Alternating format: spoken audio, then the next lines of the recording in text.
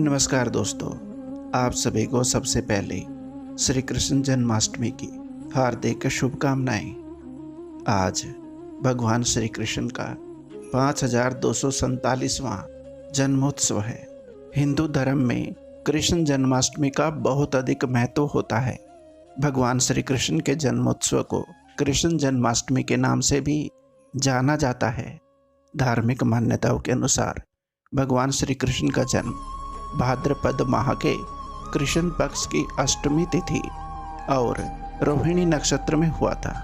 इस दिन श्री लड्डू गोपाल की पूजा अर्चना की जाती है। अधिकांश लोग इस दिन व्रत भी रखते हैं। देश भर में आज जन्माष्टमी की धूम है। भगवान कृष्ण भगवान विष्णु के 8वें अवतार माने जाते हैं। कोरोना संकट की वजह से इस बार दही हांडी कार्यक्रम की वैसी रौनक नहीं रहेगी जैसी आमतौर पर रहती है, लेकिन मंदिर सज चुके हैं और भक्त वहां दर्शन के लिए पहुंचना शुरू हो चुके हैं। 5000 साल पहले भगवान श्री कृष्ण ने स्वयं अवतार लिया और योग माया भी प्रकट हुई। आज ही के दिन जन्माष्टमी को भगवान श्री कृष्ण और राधा जी को करोड़ों के बेशकीमती गहने पहनाए जाते हैं। इनमें सोने का मुकुट, हीरे का हार, पन्ना जड़ित गहने हैं। कृष्ण जन्माष्टमी का त्यौहार हर साल खूब धूमधाम से मनाया जाता है। हिंदुओं के इस त्यौहार का जश्न पूरे भारत में देखने योग्य होता है। हर तरफ लोग भगवान श्री कृष्ण के रंग में रंगे होते हैं। इस साल कृष्ण जन्माष्टमी 30 अगस्त को मनाया जा रहा है। इस दिन तरह तरह के पकवान बनाए जाते हैं जिसका भोग श्री कृष्ण को लगाया जाता है। श्री कृष्ण जन्माष्टमी का ये त्यौहार हिंदी मान्यताओं के मुताबिक बहुत अहम माना जाता है। इस त्यौहार के बारे में मान्यता है कि इस दिन विष्णु भगवान ने श्री कृष्ण के रूप में धरती पर जन्म लिया था। इस दिन मध्य रात्रि में जन्म के बाद भगवान कृष्ण को नए वस्त्र पहनाए जाते हैं और 56 भोग का प्रसाद लगाया जाता है। इसी मान्यता के मुताबिक जन्माष्टमी का ये त्यौहार कृष्ण पक्ष की अष्टमी मतलब कि चंद्रमा के घटते फेज के समय और भाद्रपद महीने में अंधेरे पखवाड़े के 8वें दिन मनाया जाता है। इतनी धूमधाम से मनाए जाने वाले इस त्यौहार को क्यों मनाया जाता है, इसके पीछे क्या कहानी है, चलिए आपको बताते हैं। भगवान श्री कृष्ण जन्माष्टमी के बारे में एक प्राचीन कथा है। इस कथा के मुताबिक भगवान कृष्ण का जन्म कंस यानी अपने मामा को मारने के लिए हुआ था। कंस पूरे मथुरा पर शासन करता था।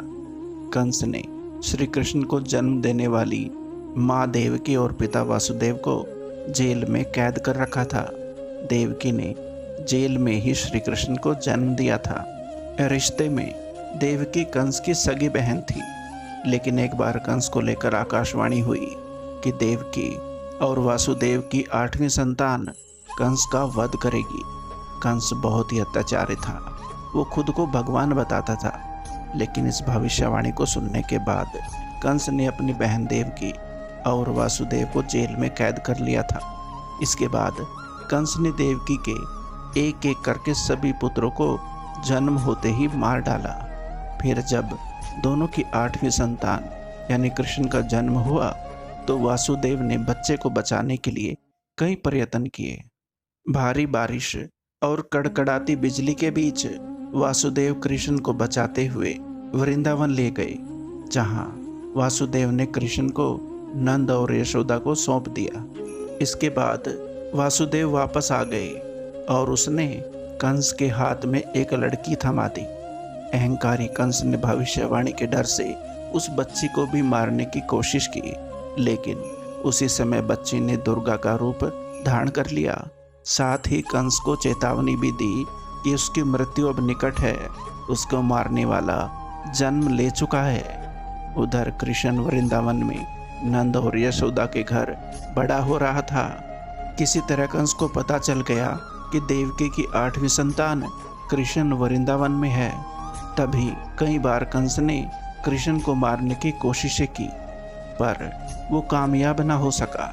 आखिर में कई वर्षों बाद भगवान कृष्ण ने मथुरा में आकर कंस का वध किया और वहीं से उसके अत्याचारों का भी अंत हो गया।